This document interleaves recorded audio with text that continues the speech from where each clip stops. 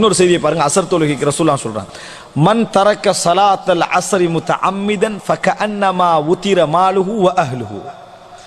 யார் அசர் தொழுகையை விட்டு விடுகிறாரோ அவருடைய குடும்பம், அவருடைய சொத்து எல்லாம் தரித்திரியம் என்று சொல்லுவோம், நஷ்டமடைந்தவனை போல் அவன் ஆகிவிட்டான் நாங்கள் சொல்லலாம்.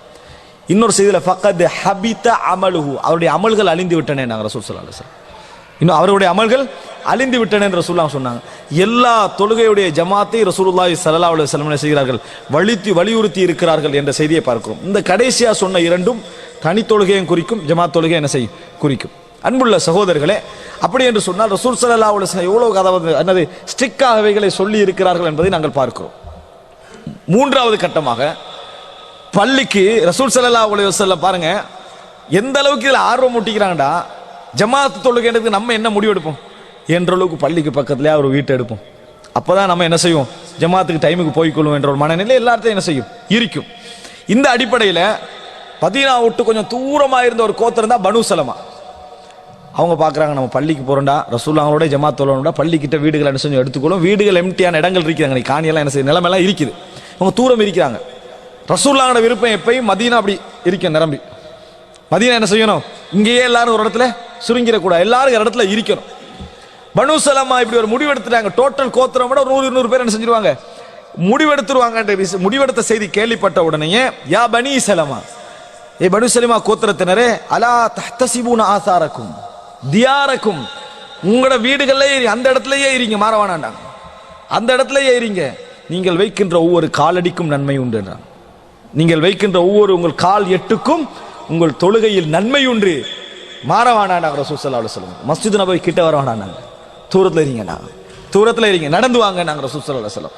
உங்களுடைய நன்மைகள் என்ன செய்யப்படும், எழுதப்படும் என்று ரசூலுல்லாஹி ஸல்லல்லாஹு அலைஹி வஸல்லம் சொன்னார்கள். இதை சொல்லிட்டு இப்னு அப்பாஸோட மாணவரான முஜாஹித் என்ற தஃப்சீர் ஆசிரியர் சொல்றாரு, வனக்துபு மா கத்தமு வ ஆசாரஹும், அவர்கள் முற்படுத்தியவைகளையும் அவர்களது எட்டுக்களையும் ஆசார்களையும் அவர்கள் விட்டு போன சூடுகளையும் நாம் எழுதுவோம் என்று அல்லாஹ் தஆலா என்ன செய்றான் சொல்றா. இதை ஓதி காட்டினார்கள் அந்த அதாவது தஃப்சீர் ஆசிரியர். அன்புள்ள சகோதரர்களே, அப்ப ரசூல் ஸல்லல்லாஹு அலைஹி வஸல்லம் சொல்றாங்க, அதிலே வருது ஃபகரிஹ ரசூலுல்லாஹி ஸல்லல்லாஹு அலைஹி வஸல்லம் யுரல் மதீனா, மதீனா இப்படி எம்டி ஆகாத ரசூல் என்ன செய்யல, விரும்பவில்லை. அப்ப ரசூலுல்லாஹ் சொல்ற தியாரக்கும், உங்களோட வீடுகள்ல இருங்க, ஆர்வமூட்டா இஹ்ராண்டுவாங்க இது அரபு இலக்கணத்துல, ஏன்னா தியாரக்கும் உங்கள் வீடுகளிலே நீங்க என்ன செய்யுங்க இருங்க ரசூலுல்லாஹி ஸல்லல்லாஹு அலைஹி வஸல்லம் ஆர்வம் ஊட்டினார்கள் என்ற செய்தியை பார்க்கிறோம். இன்னொரு செய்தி பாருங்க, சஹீஹ் முஸ்லிம்ல வருகிறது. மதீனாவுடைய ஒரு மூலையில எல்லை, அதாவது எல்லை கோடியில் இருந்த ஒரு மனிதர் என்ன செய்வார், எப்போ பார்த்தாலும் நடந்து ரசூலுல்லாஹ்கிட்ட வந்து ஜமாத் தொழுவார்.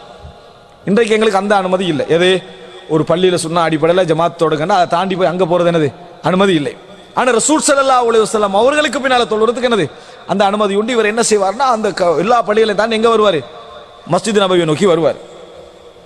அவர் சுபகுல வாராரு, லுஹர்ல வாராரு, அசர்ல வாராரு, மக்ரிப்ல வாராரு, இஷால வாராரு, போறது வாரது, இரவு நேரங்கள், வெள்ளம், அது இதெல்லாம் எடுக்குமே இல்லையா, மழை பெஞ்சு மஸ்ஜித் மதீனால, அதுக்கே ஒரு ரீசன் கேட்டார் ஒருவர். இந்த மாதிரியான காரணங்கள் எல்லாம் இருக்கும். அதனால சஹாபாக்களுக்கே இறக்கம் வருது.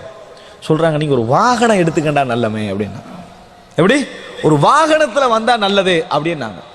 அவர் சொன்னாரு, மா உஹிப்பு அய்யகூன பைத்தி முதன்னபன் பிபைத்தி நபி ஸல்லல்லாஹு அலைஹி வஸல்லம், பிபைத்தி நபி ஸல்லல்லாஹு அலைஹி வஸல்லம், ஏண்ட வீடு ரசூலுல்லாஹோட வீடோட ஒட்டி இருக்கிறது நான் விரும்பவே மாட்டேன்றார். அவங்க சொன்னது வாகனத்தை எடுத்துட்டு வாங்கன்றது. இவர் சொன்ன பதில் என்ன தெரியுமா, ரசூலுல்லாஹோட வீட்டோட ஏண்ட வீடு ஒட்டி இருப்பதை நான் விரும்பவில்லை என்றார். சஹாபாக்களுக்கு என்னது நயவஞ்சகர்களோட வாழ்ற காலமா இல்லையா, சந்தேகம் வந்துச்சு. நான் ரசூலுல்லாஹோட வீட்டை பத்தி இப்படி சொல்றாரு இவரு, 5 நேரம் அங்கிருந்து வாராரு, ரசூலுல்லாஹோட வீட்டோட இருக்க விருப்பம் இல்லை என்றார் இவரு. உடனே ரசூலுல்லாஹி ஸல்லல்லாஹு அலைஹி வஸல்லம் இடத்தில் இந்த செய்தி என்ன செஞ்சாங்க, முறைப்பட்டார்கள். அல்லாஹ்வின் தூதரே, இவர் இப்படி பதில் சொன்னார் என்று. ரசூல் ஸல்லல்லாஹு அலைஹி வஸல்லம் சிறந்த தலைவர், எந்த வார்த்தைகளை வச்சு என்ன செய்ய மாட்டாரு, முடிவெடுக்க மாட்டாரு. அந்த தோழரை கூப்பிட்டாங்க, தன்னோடு 5 நேரம் தொழுற ஜமாத்தோட தொழுற தலைவரா சகோதரரா இல்லையா கூப்பிட்டாங்க. மா ஹமலக அலா மா குல்த், நீங்க இதை ஏன் சொன்னீங்கன்னாங்க. அல்லாஹ்வின் தூதரே, எனக்கு நான் இதை சொன்னதற்கெல்லாம் என்ன தெரியுமா, நான் வருகின்ற ஒவ்வொரு காலத்துக்கும் எனக்கு நன்மை எழுதப்பட வேண்டும். உங்களோட வீட்டுக்கு பக்கத்துலேருந்து அந்த நன்மை என்ன செய்யாது, எனக்கு கிடைக்காது, அதனால தான் நான் அப்படி சொன்னேன்டாங்க. ரசூல் ஸல்லல்லாஹு அலைஹி வஸல்லம் சொன்னார்கள், லக மஹ்தஸப்த, நீங்க என்ன எதிர்பார்த்தீர்களோ அது உங்களுக்கு நிச்சயம் உண்டு என்று சொன்னார்கள். நீங்க எதற்காக இதை செய்கிறீர்களோ அந்த கூலி உங்களுக்கு நிச்சயம் உண்டு என்று சொன்னார்கள். அன்புள்ள சகோதரர்களே, இந்த செய்தி தான் வாகனத்துக்கும் காலடியோடு நடந்து வரதுக்கும் உரிய வித்தியாசத்தை ரசூலுல்லாஹ் என்ன செய்றாங்க அங்க அங்கீகரிக்கிறத நாம் என்ன செய்கிறோம் பார்க்கிறோம். வாகனத்தில் வரவருக்கு நன்மை உண்டு, இல்லாமல் இல்லை. ஆனா நடந்து வரவருக்கு அதை விட நன்மை உண்டு என்பதை என்ன செய்து இந்த செய்தி நம்ம சொல்லுகிறது. அன்புள்ள சகோதரர்களே, அப்ப இந்த செய்தி எல்லாம் பள்ளிக்கு நம்ம அந்த ஜமாத்து விஷயத்தில் வேலைப்படுகளுக்கு மத்திய எப்படி ஒரு கவனம் செலுத்துவது என்பதை இஸ்லாம் வலியுறுத்துவதை நாங்கள் பார்க்கிறோம்.